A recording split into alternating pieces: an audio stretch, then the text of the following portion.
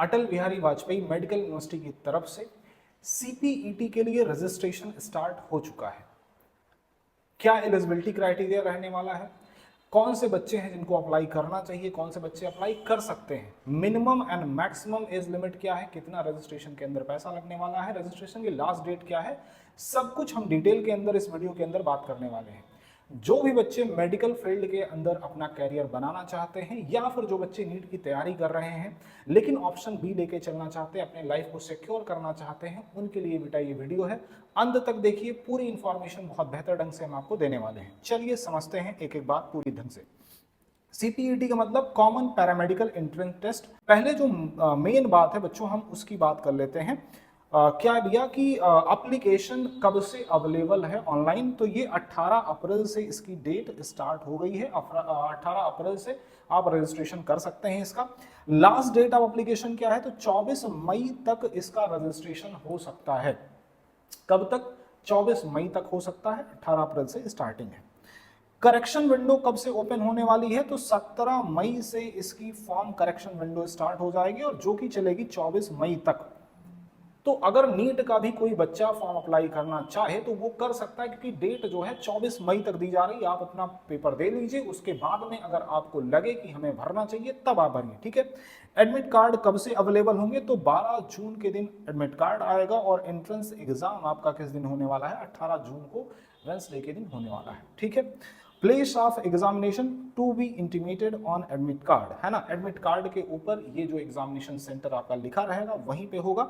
Date of result declaration, और ये जो रिजल्ट की डिक्लेरेशन डेट है इसके बारे में वेबसाइट के ऊपर आपको अनाउंस कर दिया जाएगा, पता चल जाएगा, ठीक है। अब आगे की कुछ बातें देख ली जाए, इसके बारे में कुछ बातें हम आपको और बता दें। जो जनरल इंफॉर्मेशन कुछ है, ये कंटेंट कॉन्टेक्स्ट के बारे में जो बातें करी गई हैं, यहाँ पे कुछ जनरल इंफॉर्मेशन देख लीजिए बच्चों जल्दी से। कौन कौन से कॉलेजेस हैं जिनके अंदर आप डायरेक्ट एडमिशन ले सकते हैं ये पेपर देने के बाद में, ठीक है। सीपीईटी का पेपर देने के बाद में कौन कौन से ऐसे कॉलेजेस हैं, जितने भी गवर्नमेंट या प्राइवेट पैरामेडिकल कॉलेजेस अफिलिएटेड हैं किसके साथ में, वीएमयू मतलब अटल बिहारी वाजपेयी मेडिकल यूनिवर्सिटी के साथ में, जितने भी गवर्नमेंट या नॉन गवर्नमेंटेड जो अलग अलग तरीके की यूनिवर्सिटीज अफिलिएटेड हैं वो सारी जो है इसके अंतर्गत आएंगी, वहां पे आप एडमिशन ले सकते हैं। इसके अलावा एसजीपीजीआई बहुत जरूरी, बहुत इंपॉर्टेंट, और केजीएमयू और सैफई का जो मेडिकल कॉलेज है, इन जगहों पर भी आपका डायरेक्ट एडमिशन हो सकता है अगर आप ये फॉर्म अप्लाई कर रहे हैं तो। चलिए अब कुछ बातें और, जैसे कि यहाँ पे जो सेंटर फॉर्म किया गया है, centre for common paramedical test will be available in following cities. कौन कौन सी ऐसी सिटीज हैं जहाँ पे ये जो है अवेलेबल है, तो 20 सिटीज बनाई गई हैं जिसके अंदर ये आप देख सकते हैं, स्क्रीनशॉट आप लेके रख सकते हैं। मैं इसको पूरा पढ़ूंगा बेटा, समय बहुत ज्यादा जाया होगा, इसलिए आप स्क्रीनशॉट इसका ले लीजिए, ठीक है। चलिए, entrance test will be conducted in offline mode, offline mode के अंदर इसका एंट्रेंस टेस्ट होने वाला है। बाइलिंगुअल रहेगा, इंग्लिश और हिंदी दोनों के अंदर पूछा जाने वाला है, ठीक है। चलिए आगे की बात कुछ और करते हैं हम। कुछ जो इंपॉर्टेंट इंफॉर्मेशन है इसके रिगार्डिंग, तो ओबीसी का अगर बच्चा है या फिर वो जनरल का बच्चा है उसके लिए कितना लगने वाला है, 3000 रुपए लगने वाले हैं। अगर कोई बच्चा एससी कैटेगरी से है या एसटी कैटेगरी से है या फिर जो है फिजिकल डिसेबिलिटी वाला कोई बच्चा है तो उसके लिए जो है 2000 रुपए लगने वाला है। इसका एप्लीकेशन फॉर्म 2000 रुपए इसके अंदर लगने वाला है, ठीक है, ठीक है, ओके। आगे बात करते हैं, एलिजिबिलिटी क्राइटेरिया क्या रहने वाला है, तो एज के लिए सबसे पहले हम बात कर लेते हैं। मिनिमम जो एज है वो 17 ईयर्स की कंप्लीट होनी चाहिए 31 दिसंबर 2025 तक।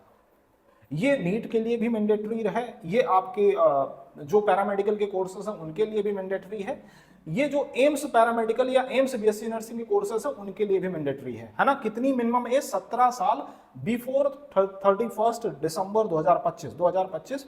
31 दिसंबर 2025 के पहले आपकी एज जो है वो 17 साल की कंप्लीट होनी चाहिए। For BSc paramedical courses in SGPGI Lucknow maximum age limit, जो एसजीपीजीआई लखनऊ के लिए मैक्सिमम एज लिमिट है वो 30 साल है एंड एज ऑन 31 दिसंबर। मिनिमम क्वालिफिकेशन क्या होनी चाहिए, तो कैंडिडेट जो कि फिजिक्स केमिस्ट्री एंड बायोलॉजी के साथ में 12th स्टैंडर्ड का एग्जामिनेशन पास किए हैं या फिर इस बार जिन्होंने बोर्ड का पेपर दिया है वो एलिजिबल हैं। जितने भी पैरामेडिकल बैचलर कोर्सेज हैं हर एक कोर्स के लिए और ये मिनिमम मार्क्स कितने होने चाहिए आपके ये पीसीबी के अंदर, तो 45% मिनिमम मार्क, 45% मिनिमम मार्क्स होने चाहिए फिजिक्स केमिस्ट्री एंड बायोलॉजी के अंदर, and passed in English individually from recognised board, है ना, किसी भी रिकॉग्नाइज्ड बोर्ड से इंग्लिश सब्जेक्ट जो आपका अदर है ना, जो चौथा सब्जेक्ट है इंग्लिश के साथ में, अगर आप फिजिक्स केमिस्ट्री एंड बायो के अंदर 45% या उससे ऊपर का मार्क्स अगर आपने ऑब्टेन किया है, तो ये कोर्स, ये रजिस्ट्रेशन आप कर सकते हैं।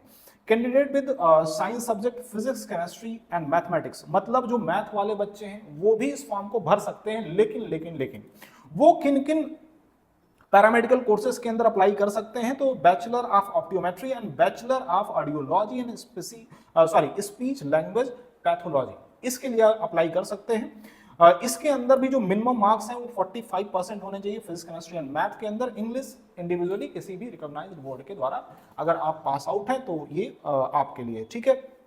कुछ अदर भी जैसे कैंडिडेट हैं जो फिजिक्स केमिस्ट्री के साथ में जिन्होंने कंप्यूटर साइंस या स्टैटिक्स या फिर इलेक्ट्रॉनिक्स या फिर साइकोलॉजी से 12th पास आउट हैं तो वो एलिजिबल हैं कुछ पैरामेडिकल बैचलर कोर्सेज के लिए, जैसे कि bachelor in audiology and speech language pathology, ठीक है। और इनका भी जो मार्क्स ऑब्टेन होना चाहिए 45% मिनिमम होना चाहिए इसके लिए, ठीक है। बात करी जाए SC ST या OBC कैंडिडेट के लिए, mark obtain in 3 core subject shall be 40% instead of 45। ये जो 45% मार्क्स की बात करी गई है, ये जो अनरिजर्व कैटेगरी के बच्चे हैं उनके लिए करी गई है। SC ST OBC के बच्चे 40%, 45% की जगह पे 40% मार्क्स अगर है तब भी काम चल जाएगा, ठीक है। चलिए आगे की कुछ बातें जो है अगर आप जानना चाहें तो ये जो वेबसाइट है बेटा, इस वेबसाइट के ऊपर जा करके, या फिर अगर आप चाहेंगे तो इसका जो पूरा वाउचर है, इंफॉर्मेशन वाउचर है, ये मैं अपने टेलीग्राम चैनल, मतलब बायोलॉजी का जो टेलीग्राम चैनल है बेटा, इसको आप सर्च करेंगे टेलीग्राम के ऊपर, वहां पे हम इसको डाल देंगे, आप पूरा इसको पढ़ सकते हैं। तो प्लीज ये हमारी रिक्वेस्ट है आप बच्चों से कि जो भी बच्चे मेडिकल फील्ड के अंदर अपना कैरियर बनाना चाहते हैं तो जरूर इस फॉर्म को भरें। आप एक बार नीट का, अगर नीट की तैयारी कर रहे हैं तो नीट का पेपर आप दे लीजिए, 4 मई को आपका पेपर है, वो एकदम रिलैक्स होकर दे लीजिए, कहीं कुछ अभी आपको नहीं करना है। एक बार पेपर देने के बाद में जैसा आपको लगे आप उस हिसाब से डिसीजन लीजिए। और एक बार मैं फिर से, अगर आप लोग बेटा देखना चाहें तो देख लें, 18 अप्रैल से इस फॉर्म की स्टार्टिंग है, 24 मई तक ये फॉर्म रहने वाला है, कहीं नहीं जाने वाला है, तो 4 मई के बाद आप अप्लाई कर लीजिए, ठीक है। उसके पहले कुछ भी करने की जरूरत नहीं है। एम्स का भी फॉर्म आ चुका है बेटा, AIIMS BSc nursing and paramedical का फॉर्म आ चुका है, और इसी अटल बिहारी वाजपेयी मेडिकल यूनिवर्सिटी का BSc नर्सिंग का फॉर्म अभी चल रहा है बेटा, लेकिन उसकी लास्ट डेट बिल्कुल नजदीक है, तो उसको अगर भरना चाहें तो आप भर सकते हैं, ठीक है। इस वीडियो के अंदर इतना ही बेटा हम बात करेंगे। अगर आपको अदर किसी भी एग्जाम के बारे में कोई जानकारी चाहिए, या फिर अगर आप नीट की तैयारी कर रहे हैं या BSc नर्सिंग या फिर पैरामेडिकल की तैयारी करना चाहते हैं, तो बायोलॉजी आपको बहुत बेहतर ऑप्शन प्रोवाइड करवाता है, और फ्री ऑफ कॉस्ट बच्चों यूट्यूब के ऊपर हर एक दिन हम 9 बजे लाइव आकर के क्वेश्चन आंसर सेशन चला रहे हैं, जिसके अंदर आप पार्टिसिपेट कर सकते हैं, जिसके अंदर अगर आप पार्टिसिपेशन करेंगे आपका बहुत जबरदस्त फायदा होगा, क्योंकि इसके अंदर हम ऐसे क्वेश्चन डिस्कस करते हैं जिनकी प्रोबेबिलिटी आपके एग्जाम के अंदर आने की बहुत ज्यादा होती है। तो इस वीडियो को और लंबा नहीं करेंगे बच्चों, थैंक यू वेरी मच।